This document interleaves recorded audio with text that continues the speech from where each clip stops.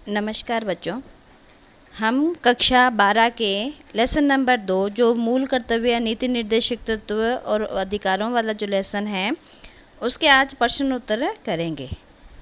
जो पहला प्रश्न है वो है, संविधान के किन अनुच्छेदों में मूल अधिकारों का उल्लेख है? तो 12 से 30 और 32 से 35 के बीच में। प्रश्न नंबर 2, स्वतंत्रता का अधिकार किस अनुच्छेद में है? तो अनुच्छेद है वो 19 स्वतंत्रता का अधिकार है। अब मैंने आपको जो अनुच्छेद 19 बताया था, 19 में देखो मैंने 5 प्रकार के जो अनुच्छेद बताए थे, ठीक है। 19(1), 19(2), 19(3), 19(4) और 19(5). उनमें सब में आप पहला जो वीडियो है वो देखना और इसको अच्छी तरह से करना, या अपनी जो नोटबुक है बुक है उसमें जो समानता का अधिकार 19 दिया हुआ है वो पूरा करना, ठीक है। प्रश्न नंबर 3, नीति निर्देशक तत्वों के महत्व को स्पष्ट कीजिए। तो नीति निर्देशक जो महत्व है, ठीक है, उसके बारे में दिया गया है कि शासन के मूल्यांकन का महत्वपूर्ण आधार है और संविधान के क्रियान्वयन में सहायक होता है। प्रश्न नंबर 4, नीति निर्देशक तत्वों के पालन में सरकार द्वारा शिक्षा संबंधी संचालित विभिन्न योजनाओं का उल्लेख करना है। सरकार है वो शिक्षा के महत्व को समझते हैं। तो 86वां जो संविधान संशोधन अपना लागू हुआ था उसमें 6 से 14 वर्ष के बालकों को निःशुल्क शिक्षा देना था। इसके अलावा सर्व शिक्षा अभियान व मिड डे मील आदि कार्यक्रम का संचालन किया गया था। प्रश्न नंबर 5, मूल कर्तव्य किसमें जोड़े गए हैं? तो भाग 4 के अंदर और मूल कर्तव्य जोड़े गए हैं वो भाग 4 क में 10 मूल कर्तव्य जोड़े गए हैं। 6 के अंदर देखो, संविधान के अनुच्छेद 14 से 18 के अंदर मौलिक अधिकार से संबंधित क्या है? तो समानता का अधिकार दिया गया है। मौलिक अधिकार किसमें दिया गया है? समानता के अधिकार के अंदर दिया गया है। प्रश्न नंबर 7, शोषण के विरुद्ध अधिकार किस अनुच्छेद में दिया गया है? तो अनुच्छेद है वो 23 से 24 के बीच में। देखो शोषण के विरुद्ध अधिकार है उसके अंदर 23 और 24 के अंदर पूरा टॉपिक दिया हुआ है। उस टॉपिक को आपको अच्छी तरह रीड करना है और उसके बाद में इसके प्रश्न को थोड़ा सा बढ़ाकर लिखना है, ठीक है बच्चों।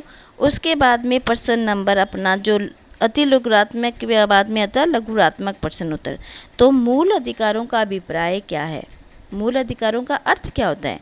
मूल अधिकारों का अर्थ होता है कि मौलिक अधिकार के अर्थ में वे अधिकार जो व्यक्ति को जीवन जीने का अधिकार देता है और अनिवार्य होने के कारण संविधान के द्वारा नागरिकों को प्रदान किए जाते हैं। जिन अधिकारों में राज्य द्वारा भी न्यायोचित या हस्तक्षेप किया जा सकता है मौलिक अधिकार कहलाते हैं। दूसरे शब्दों में कहा जा सकता है कि मूल अधिकार वे अधिकार होते हैं जिन्हें देश के सर्वोच्च कानून में निहित किया गया है। पहला टॉपिक आ गया।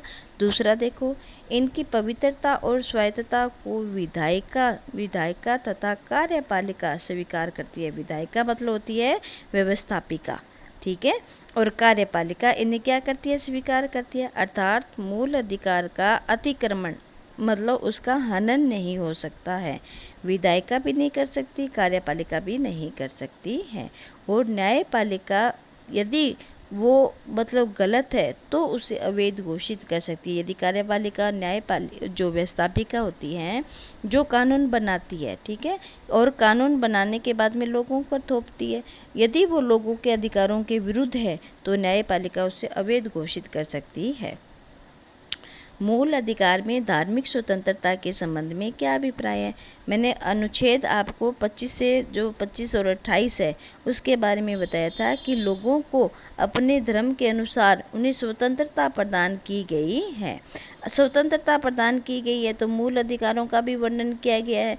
मूल अधिकारों के साथ साथ अनुच्छेद 25 में कहा गया है कि प्रत्येक व्यक्ति को अपने अंतःकरण के अनुसार में धर्म को अपनाने की, उपासना करने की और उसे धार्मिक क्या करना, उपासना करना, धर्म का अपना खुद का प्रचार कर सकता है, उसके अधिकार दिया गया है। 26 में कहा गया है कि प्रत्येक जो धर्मावलंबी है वो अधिकार है कि वो दान दे सकता है, सेवा कर सकता है, ठीक है। 27 में कहा गया है कि जो भी संपत्ति है उस संपत्ति पर किसी प्रकार धार्मिक कार्यों में लगाता है तो उस पर क्या नहीं लगता है, टैक्स नहीं लगता है। अनुच्छेद 28 में दिया गया है कि कोई भी जो सरकारी कार्यालय होता है उसमें धर्म से संबंधित शिक्षा नहीं दी जाती है।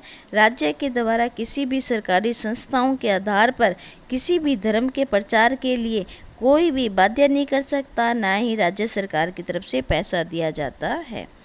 अब है प्रश्न नंबर 3, निवारक नज़र अधिनियम क्या है। मैंने ये बताया था आपको कि किसी व्यक्ति को 3 महीने के लिए नज़र बंद कर देना यदि वो व्यक्ति देश के लिए खतरनाक है तब, ठीक है, खतरे की धमकी मिल रही है या किसी प्रकार की देश की संपत्ति को या देश को हनन है तो उसे क्या रख सकते हैं, 3 महीने तक के कानून के मतलब तहत उसे क्या रख सकते हैं, नज़रबंद कर सकते हैं। ठीक है बच्चों, इसी के साथ में भारत सरकार ने निवारक नज़र अधिनियम है वो कानून का निर्माण किया था। तो राष्ट्रीय सुरक्षा संबंधित, ये देखो राष्ट्रीय सुरक्षा संबंधित आ गया और राष्ट्रीय सुरक्षा से अधिनियम आ गया और गैर कानूनी गतिविधियों के निवारक अधिनियम के तहत आ गया। इसी के साथ में अपना जो ये टॉपिक है, ठीक है बच्चों, ये जो इतने प्रश्न उत्तर है ये आज आप करना, फिर कल अपने क्वेश्चन मतलब 4 से बड़े जो है वो करवाएंगे। जय हिंद, जय भारत।